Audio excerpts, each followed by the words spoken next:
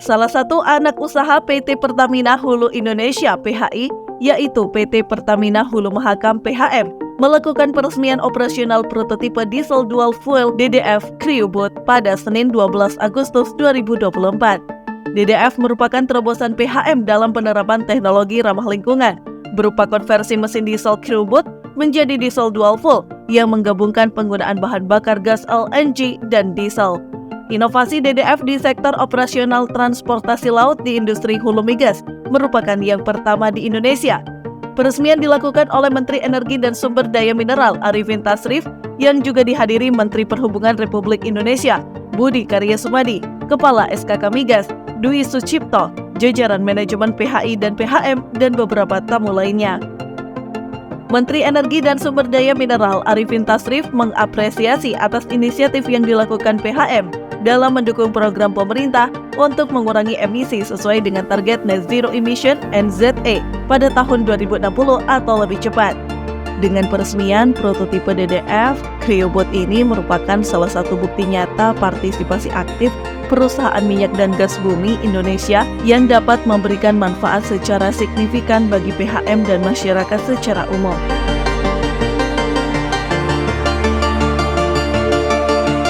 Sementara Menteri Perhubungan Republik Indonesia Budi Karya Sumadi mengatakan, upaya menerapkan efisiensi energi melalui green shipping sejalan dengan IMO, dan penerapan ini harus kita dukung untuk memitigasi penggunaan alat navigasi yang ramah lingkungan dan kewajiban melaporkan penggunaan fuel kapal di Indonesia. Harapannya ini bukan hanya inisiatif saja, namun bisa dilaksanakan dengan baik. DDF ini merupakan strategi dan komitmen serta berkontribusi signifikan dalam upaya mengurangi emisi karbon. Katanya menjelaskan. General Manager PT Pertamina Hulu Mahakam Setio Sabto Edi menyampaikan bahwa penerapan inovasi dan teknologi konversi DDF ini merupakan wujud komitmen perusahaan untuk menjalankan operasi migas yang efisien dan ramah lingkungan. PHM melakukan konversi bahan bakar dari solar menjadi diesel dual fuel, bertujuan untuk meningkatkan kinerja perusahaan dalam jangka panjang di bidang lingkungan, sekaligus menghemat biaya, dengan potensi pengurangan penggunaan diesel menjadi LNG sampai 60%. Kami melihat program ini sangat baik dalam upaya efisiensi biaya operasi kami, kata Setio.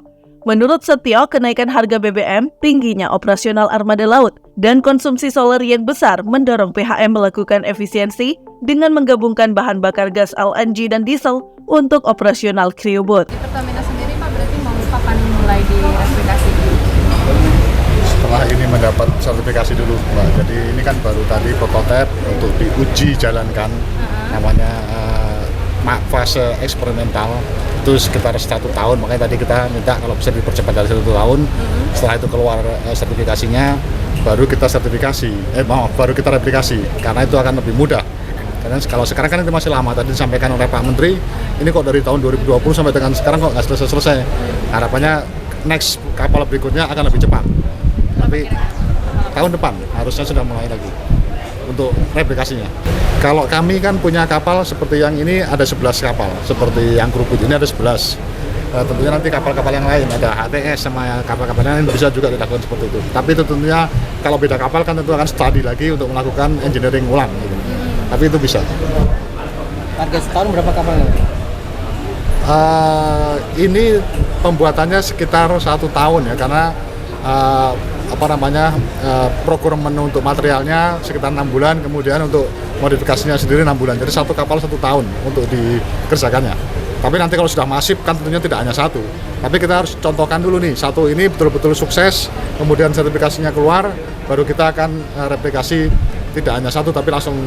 Mungkin kalau kita punya, tadi kan yang saya sampaikan di depan, sudah di SKK Migas ada 4 kapal seperti ini dan 4 kapal HTS. Itu yang sudah disetujui SKK Migas. Tentunya kita akan mengikuti apa yang sudah disetujui oleh SKK Migas.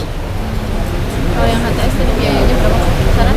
Kami belum studi lebih detail, karena kan tadi saya sampaikan akan ada engineering lagi untuk menghitung estimasi biayanya. Oke, terima kasih Pak.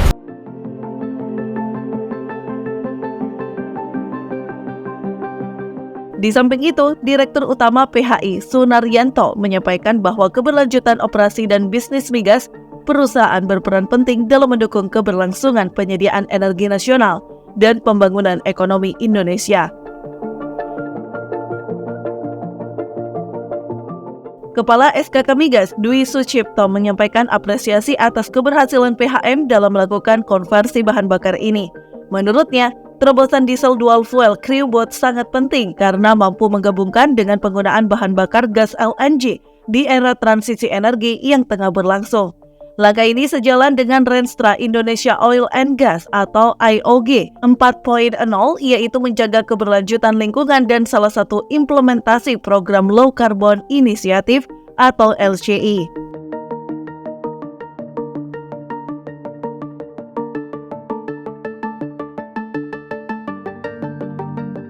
Jadi di dunia maritim itu kan ada standarisasi untuk keselamatan di bawah perhubungan, untuk masalah konstruksi dan engine itu di bawah BKI. Jadi kedua institusi ini sangat aktif membantu proyek ini. Tentu saja kalau kami soal keuangan budget di approve oleh SKK Migas. Jadi SKK Migas juga memberikan support. Kalau angka segitu itu sebenarnya tinggi ya, makanya tadi minta Pak SM. Kalau berbicara masalah skala besar, ini proyeknya harus di PSN kan. Karena harapannya ini menjadi prototipe awal yang bisa direplikasi bukan hanya di lingkungan Pertamina, tapi juga secara nasional untuk kapal-kapal yang lain. Yang ini berarti sudah bisa direplikasi nih? Insya Allah bisa. Tinggal menunggu sertifikasi final dari BKI.